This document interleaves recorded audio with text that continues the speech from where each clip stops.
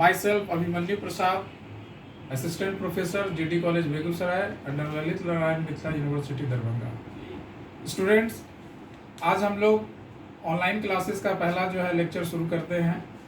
आज का टॉपिक है जनजातीय विद्रोह। हम लोग जो है सेमेस्टर 4 के पहले यूनिट में बहुत सारा जनजातीय विद्रोह के बारे में हम लोगों को अध्ययन करना है, जिसमें कोल विद्रोह, संथाल हुल विद्रोह है जिसे सिद्धू कान्हू का विद्रोह भी कहते हैं। उसके बाद बिरसा मुंडा का विद्रोह है, ताना भगत आंदोलन है, और अंत में हम लोगों का जो टॉपिक है वो है झारखंड अलग राज्य आंदोलन का जो विवरण है, उसके बारे में हम लोगों को समझना है। इन सारे टॉपिक्स में कुछ कॉमन चीज़ें हैं। वो कॉमन चीज़ ये है कि जो भी विद्रोह हुए, जो भी आंदोलन हुए झारखंड में, तो उन विद्रोह या आंदोलन के कारण क्या थे। अलग अलग टॉपिक में जिन कारणों का हम अध्ययन करेंगे वो कमोबेश सारे टॉपिक्स का जो कारण है विद्रोह के, वो एक जैसे, या आंदोलन जो भी हो उसके एक जैसे टॉपिक हैं। इसलिए हम लोग आज कॉमन जो है कारण, सारा का सारा जनजातीय जो विद्रोह है, सारा का सारा जनजातीय जो आंदोलन है, उन सारे विद्रोह और आंदोलनों का एक कॉमन कारण जो है उस पर आज टिप्पणी करेंगे, अध्ययन करेंगे। उसके बाद जब हम विषयवार अलग अलग टॉपिक में प्रवेश करेंगे, तब हम कोल विद्रोह के तत्कालिक कारण को विशेष रूप से अध्ययन करेंगे और अन्य जो कोल विद्रोह से संबंधित जो कारण है उसके बारे में अध्ययन करेंगे। फिर जब सिद्धू कान्हू का जो विद्रोह होगा, संथाल विद्रोह, उस टॉपिक में जब हम आएंगे, तब फिर हम सिद्धू कान्हू या संथाल हुल विद्रोह के विशेष कारणों का अध्ययन करेंगे। उसी प्रकार बिरसा मुंडा आंदोलन, जदरा ताना भगत आंदोलन और झारखंड अलग राज्य के आंदोलन का भी हम लोग जिक्र करेंगे। आज हम लोग कॉमन टॉपिक्स पे डिस्कशन करने जा रहे हैं। जैसा कि टॉपिक से क्लियर है, जनजातीय विद्रोह के कारण।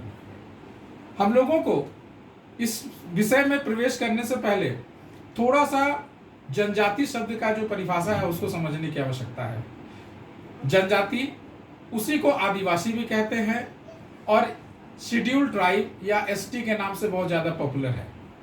हम लोग समाज में जब इतिहास का जब हम लोग अध्ययन करते हैं तो उसमें जो है वर्ण विभेद की बात करते हैं, ब्राह्मण, क्षत्रिय, वैश्य और शूद्र। उसी प्रकार आज आधुनिक काल में आप लोग पीजी के स्टूडेंट हैं तो विभिन्न परीक्षाओं का जो फॉर्म है उसको फिल करते होंगे, और उसमें एक कैटेगरी का टॉपिक आता होगा जिसमें जनरल, ओबीसी, एससी और एसटी जो है का चर्चा होता होगा। तो जो वो एसटी है वही शेड्यूल कास्ट, जिसका वर्णन हम लोग जनजाति या आदिवासी के रूप में यहाँ करने जा रहे हैं। जनजाति कौन है? पहला सवाल है कि जनजाति या आदिवासी कौन है। तो भारत सरकार का जो परिभाषा है या एक सामान्य जो परिभाषा है जनजातियों के बारे में, आदिवासियों के बारे में, वो ये है कि ऐसे व्यक्ति या ऐसे समाज के लोग जो वन प्रदेश में निवास करते हैं, जंगलों में निवास करते हैं, उनके लिए हम लोग जनजाति या आदिवासी शब्द का इस्तेमाल करते हैं। आदिवासी का एक मीनिंग ये भी है कि जो भारत भूमि के आदिवासी हैं, यानी आदिकाल से जिनका निवास जो है भारत के प्रदेश में या भारत में होता आया है, वो आदिवासी कहलाते हैं। हम लोग आज अपने जो सिलेबस है उस सिलेबस के अनुसार जो है आज डिस्कशन करेंगे। तो हम लोगों का मुख्य रूप से जो है, चूंकि हम लोग बिहार विश्वविद्यालय, ललित नारायण विश्वविद्यालय बिहार के अंदर का विश्वविद्यालय है, और वहाँ पे जो है मुख्य रूप से झारखंड आज जो अलग राज्य है वो कभी बिहार का ही हिस्सा होता था। और ये जो टॉपिक को लेने का कारण, वो पर्पस यही है कि जो तत्कालीन बिहार, उस जमाने का बिहार जो था, उसके अंदर का जो जनजातीय क्षेत्र था, जो आदिवासी बहुल क्षेत्र था, उस आदिवासी बहुल क्षेत्र में जो घटनाएं ऐतिहासिक क्रम में जनजातियों से संबंधित हुई थी, उसी का डिस्कशन, उसके बारे में हम लोगों को अध्ययन करना है। और उसमें एक जो है जनजातीय विद्रोह के कारण का भी जो टॉपिक है वो इंक्लूडेड है। हम लोग चूंकि समय कम है, इसलिए हम लोग जो है विषयवार, टॉपिक वार जो है, बिंदुवार उसका जो है डिस्कशन करते हैं। हम लोग देखते हैं कि जो झारखंड है, झारखंड के लोग प्राचीन काल से झूम कृषि करते आए हैं। झूम कृषि को ही हम लोग स्थानांतरित कृषि भी कहते हैं, यानी चूंकि जंगल का प्रदेश होता है, झारखंड का जो प्रदेश है या जो जंगल वन का जो प्रदेश है, वहाँ की मिट्टी बहुत उपजाऊ नहीं हो पाती है। तो इसलिए वहाँ के आदिवासी क्या करते थे कि समय समय पर 2 साल 3 साल के बाद जो है अपने कृषि भूमि को जो है, चूंकि वो अनुपजाऊ हो जाता था, ऊसर हो जाता था तो वो नए प्रदेश की हो जाते थे, वहां के वन क्षेत्र को काटते थे, उसको जलाते थे और उसके राख को जो है खाद के रूप में जमीन पे छिटते थे और फिर वहां 2 साल 3 साल जो है वहां कृषि करते थे और फिर जब वो भूमि अनुपजाऊ हो जाती थी तब वो नए प्रदेश की ओर प्रवेश करते थे। अब यहाँ पे हम लोगों को उस जो भूमि का जो विकास आदिवासियों के द्वारा किया जाता था उसके व्यवस्था को थोड़ी सी समझने की आवश्यकता है। हम लोग देखेंगे कि मान लेते हैं ये जंगल का कोई बड़ा प्रदेश है, तो जब आदिवासी किसी जंगल के क्षेत्र में प्रवेश करते थे तो उसके 4 कोने पर, समझ लेते हैं कि ये 4 कोना है, 1, ये 2, ये तीसरा और ये चौथा कोना है। यहां पे ये लोग अग्नि प्रज्वलित कर देते थे। अग्नि प्रज्वलित करने के बाद का पर्पस ये होता था कि इसके बीच का जो क्षेत्र है वो किसी खास जनजाति या जनजाति का जो कबीला है उस कबीला के लोगों के द्वारा इस क्षेत्र को बीच में कैप्चर कर लिया जाता था। यहाँ पे जो वनों को काटा जाता था तो वन को काटने के बाद जो उसका ठूंठ बचता है, पेड़ की जो ठूंठ है, उसको हम लोग जो है खूंट कहते हैं। क्या कहते हैं? खूंट कहते हैं। और खूंट कहने के कारण ही यह भूमि जो है खूंट कट्टी भूमि कहलाती है। खूंट कट्टी भूमि। झारखंड में जो मुंडा आदिवासी हैं उनका जो प्रदेश है वो खूंट कट्टी, उनकी जो भूमि है वो खूंट की कट्टी भूमि कहलाती है। यहाँ पे मैं आप लोगों को एक चीज बता देना चाहता हूँ स्पष्ट रूप से कि ये जो खूंट कट्टी भूमि है उस पर किसका अधिकार माना जाता था? तो जो कबीला के लोग या कबीला के जितने सदस्यों ने मिलकर इस भूमि का विकास किया है, इस भूमि का सामूहिक उत्तराधिकार जो है उस कबीले के उन लोगों को था जिन्होंने इसको विकसित किया है। बाद के दिनों में उस कबीले के सिर्फ पुरुष सदस्य, याद रखिए सिर्फ पुरुष सदस्य, जनजातीय समाज में महिलाओं को संपत्ति भूमि जो है भूमि का अधिकार नहीं है। हम लोग इसलिए पुरुष सदस्य की चर्चा कर रहे हैं। यहाँ पे जो जनजाति जिसने इस जमीन को विकसित किया है, ये जमीन का हिस्सा उत्तराधिकार में उसी के पुरुष सदस्य को जा सकता है, किसी अन्य को इस भूमि पर निवास करने का अधिकार नहीं था। तो हम लोगों का पहला जो टॉपिक है वो क्या था? भूमि का अवैधानिक हस्तांतरण। वैधानिक क्या था? आदिवासी परंपरा जो है उसमें वैधानिकता जो है खुटकटी भूमि के बारे में ये थी कि जिन आदिवासियों के द्वारा इस भूमि का खुटकटी भूमि का विकास किया गया है उसके पुरुष सदस्य वंशजों को ही जो है ये भूमि जाएगी। परंतु भारत और झारखंड में जब आदिवासी क्षेत्र में अंग्रेजों का प्रवेश होता है तो अंग्रेजों ने सबसे पहला जो काम किया वो क्या था कि वो अपनी परंपराओं के अनुसार भारत में या झारखंड के क्षेत्र में शासन करना प्रारंभ करते हैं और उसका नतीजा ये होता है कि वो आदिवासी परंपराओं का, उनके जो भूमि संबंधी जो विचार हैं उसकी अवहेलना करता है और आदिवासी के जमीन पर वह अधिकार शुरू करता है, उस पर टैक्स लेना शुरू करता है। जबकि आदिम जमाने से आदिवासियों ने अपने भूमि पर किसी भी दूसरी सत्ता को जो है वो कर नहीं प्रदान किया था। यानी भू लगान की व्यवस्था आदिवासी परंपरा में कहीं भी देखने को नहीं मिलता है।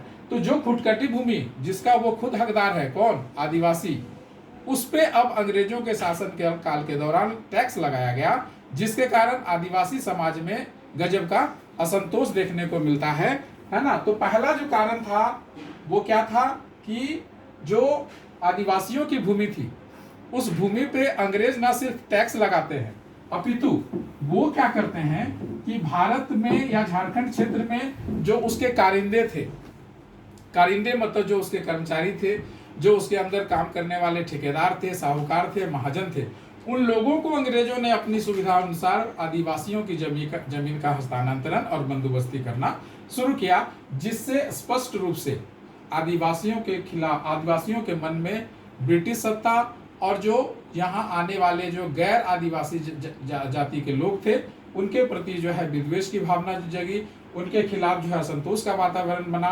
तो हमारा जो पहला कारण है जनजातीय विद्रोह का वो कौन सा है? भूमि का अवैधानिक हस्तांतरण, यानी खुटकटी भूमि का अन्य जाति के लोगों के बीच बंटवारा या हस्तांतरण। दूसरा, हम लोग जो बहुत इंपॉर्टेंट एक स्लोगन है आदिवासी झारखंड में आज भी जो है जल जंगल और जमीन, जो आधुनिक नेता है वो भी जल जंगल और जमीन का जो है नारा देते हैं। मैं इसमें एक अन्य शब्द को जो है जोड़ने का प्रयास करता हूं, और वो है जोरू। जोरू मतलब क्या होता है? स्त्री, नारी, महिला। तो उन लोगों का एक जो है नारा था, जल, जंगल, जमीन और जोरू। हम लोग देखेंगे कि आदिवासी चूंकि जंगलों में प्राचीन काल से निवास करते आ रहे थे, तो उन लोगों ने अपने आप को जब आंख खोला, जब वो धीरे धीरे बड़ा होता है, तो बड़ा होने के बाद उन लोगों को यह महसूस होता था कि जो प्राकृतिक संपदा है, जो वन भूमि है और वन क्षेत्र में जितनी भी प्रकार की प्राकृतिक संपदा है, उन समस्त प्राकृतिक संपदाओं का उपभोग वे स्वेच्छा से करते आए थे और उन पर किसी प्रकार का कोई अंकुश किसी भी सत्ता के द्वारा नहीं लगाया गया था। लेकिन अंग्रेजों के झारखंड क्षेत्र में प्रवेश के साथ ही ये समस्या जो है उनके सामने उठ खड़ी हुई। अब उनको जंगल की किसी भी संपत्ति का इस्तेमाल करने का स्वतंत्रता पूर्वक अधिकार नहीं रह गया। यानी अंग्रेजी सत्ता के द्वारा, उनके कारिंदों के द्वारा, उनकी प्रशासनिक इकाई के द्वारा अब आदिवासियों पर अंकुश लगाया जाने लगा कि वो वन क्षेत्र के जो संपत्ति है उसका अपनी इच्छा के अनुसार उपभोग नहीं कर सकते हैं। इसके लिए उन्हें कर चुकाना पड़ता था।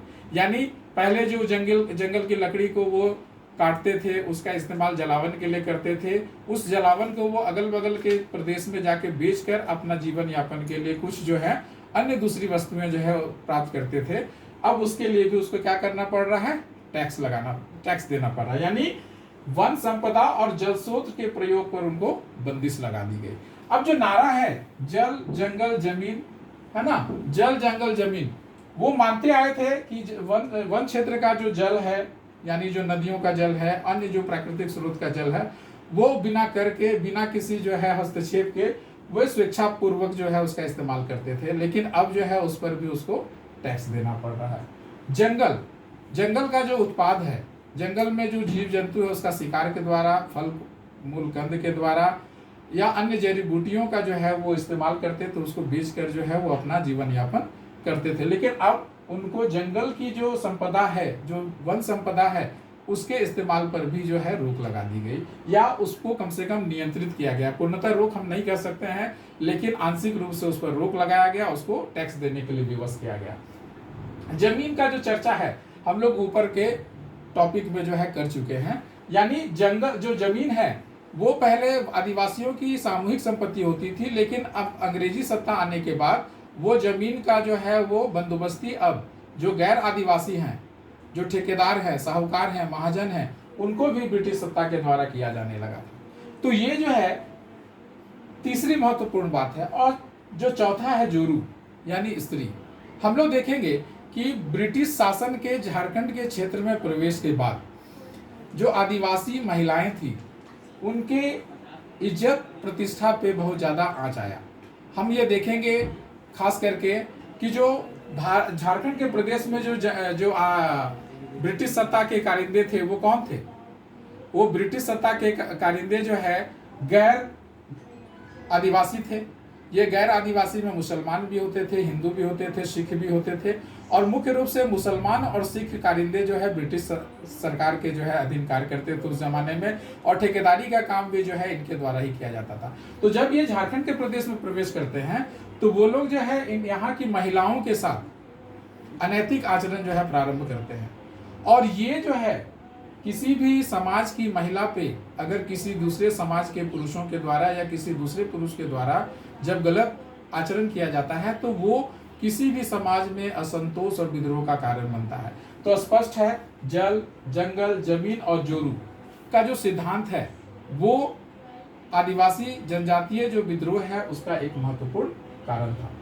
अब हम लोग इतिहास के छात्र हैं, तो इतिहास में किसी भी घटना के पीछे सामाजिक, आर्थिक, राजनीतिक कारणों की चर्चा करते हैं। हम लोग यहाँ तीसरा जो टॉपिक है जनजातीय विद्रोह का, जो तीसरा कारण हो सकता है वो है सामाजिक कारण। सामाजिक कारण क्या हो सकता है? हम लोग देखेंगे कि जो आदिवासी जो हैं, जो जनजाति हैं, जो वन प्रदेश में निवास करते हैं, उनके द्वारा कई ऐसे सामाजिक कृत्यों का निर्वहन किया जाता था जो एक उन्नत समाज के लिए या एक उन्नत समाज के जो दृष्टिकोण से हो सकता है कि वो न्याय संगत या उचित न लगता हो। लेकिन चूंकि वो सामाजिक परंपराएं हैं किसी समाज में परंपराओं का जो है सही या गलत निर्धारण जो है उस परंपराओं की रीतियों के अनुसार पे किया जाता है। एक एग्जाम्पल मैं आपको समझाता हूँ। एक हिंदू समाज है, वो हिंदू समाज में किसी बहन और भाई में विवाह का जो है विचार किसी भी ढंग से न्याय संगत नहीं होता है। लेकिन क्या हम यही बात मुस्लिम समाज के लिए कर सकते हैं? क्या हम यही विचार दक्षिण भारत के नायर समाज के लिए कर सकते हैं? बिल्कुल नहीं। नायर समाज में जब आप जाएंगे तो आपको पता होना चाहिए कि नायर समाज में जो भांजी है उनका विवाह उसके मामा के साथ जो है स्थापित किया जाता है। मुस्लिम समाज में क्या शर्त है? मुस्लिम समाज में किसी भी भाई, रिश्ते के भाई और बहन के बीच में विवाह हो सकता है, लेकिन उसके लिए शर्त क्या है कि दोनों के द्वारा एक ही माँ का दूध नहीं पिया गया हो। यानी हम एग्जाम्पल से यह समझाने का प्रयास आपको कर रहे हैं कि एक सामाजिक परंपरा किसी एक समाज के लिए गलत हो सकता है, लेकिन वो दूसरे समाज में उनकी परंपराओं के अनुसार उचित हो सकता है। हम लोग यहाँ पे देख रहे हैं कि जो आदिवासी जनजातीय परंपराएं थी उसमें विभिन्न प्रकार की ऐसी परंपराएं प्रचलित थी जिसको आधुनिक समाज जो है उसका मजाक उड़ा सकता है।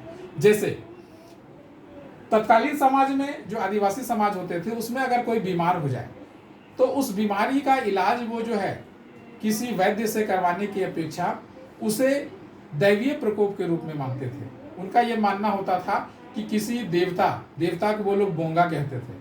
अलग अलग देवताओं के लिए अलग अलग बोंगा शब्द का इस्तेमाल किया जाता था। जैसे एक एग्जाम्पल के लिए मैं आपको बताता हूँ कि जो सूर्य देवता है उनके लिए सिंह बोंगा शब्द का इस्तेमाल किया जाता था। तो वो अलग अलग देवताओं के रुष्ट होने पर उससे संबंधित बीमारियों का आकलन या संबंध जोड़ते थे। जैसे किसी को जो है चिकन पॉक्स हो जाए तो उसके लिए किसी खास बोंगा की नाराजगी का जो है कारण माना जाता था। कोई बुखार किसी को हो जाए तो उसके लिए कोई दूसरा बोंगा जो है कि नाराजगी मानी जाती थी। या आदिवासी परंपराओं में अगर हम जाएंगे तो देखेंगे कि जो व्यक्ति समाज का जो समाज का या परिवार का जो व्यक्ति है जो मृत हो जाता है, मर जाता है, यानी जो जीवित समाज है, जीवित व्यक्ति है, उसका जो पूर्वज है उसको भी वो लोग बोंगा के रूप में जो है उसकी पूजा अर्चना करते थे और उनसे यह प्रार्थना करते थे कि विभिन्न विपत्तियों में जो है वो उसकी सहायता करे। तो आधुनिक समाज के लोग, जो गैर आदिवासी समाज के लोग जो अब झारखंड में प्रवेश कर चुके थे, वो उसका इस आधार पर मजाक उड़ाते थे। हम लोग देखेंगे कि जो विभिन्न अलग अलग जो बीमारियां होती थी उन अलग अलग बीमारियों के लिए वो अलग अलग पशुओं पक्षियों की बलि देते थे। किसी बड़ी बीमारी के लिए अगर खसी जो है, पाठा पठरू हम लोग बोलते हैं, आप लोग भी जानते हैं कि आज भी हम लोग देखते हैं हिंदू समाज में कई जो देवी हैं उनके जो देवी स्थान है उस पर जो है खसी या बकरी की बलि दी जाती है। तो ये परंपरा जो है झारखंड के जो जनजातीय प्रदेश है वहाँ पे भी देखने को मिलता था। जितना बड़ा बीमारी होता था उसके अनुसार उतने बड़े पशु का जो है वो बलि चढ़ाते थे। भैंसा से लेकर एक सामान्य मुर्गी, अलग अलग कलर के मुर्गी या मुर्गे का भी बलि जो है वो अलग अलग बोंगाओं को समर्पित किया जाता था, जिसका मजाक समाज के जो आधुनिक समाज के लोग थे जो अंग्रेज थे या उसके जो कारिंदे थे वो उड़ाते थे। और इस रूप में जो हम लोग देखेंगे कि आदिवासियों को असंतोष का अनुभव होता था। दूसरा चीज हम लोग देखेंगे कि विभिन्न समाजों में शराब का सेवन बहुत ही कॉमन बात है। झारखंड का जो आदिवासी समाज है वो भी जो है चावल के बने हुए शराब का इस्तेमाल करते हैं, जिसके लिए एक शब्द इस्तेमाल करते हैं हड़िया। क्या कहते हैं? हड़िया। ये क्या थी? चावल से निर्मित पेय पदार्थ है, नशीली पेय पदार्थ। अब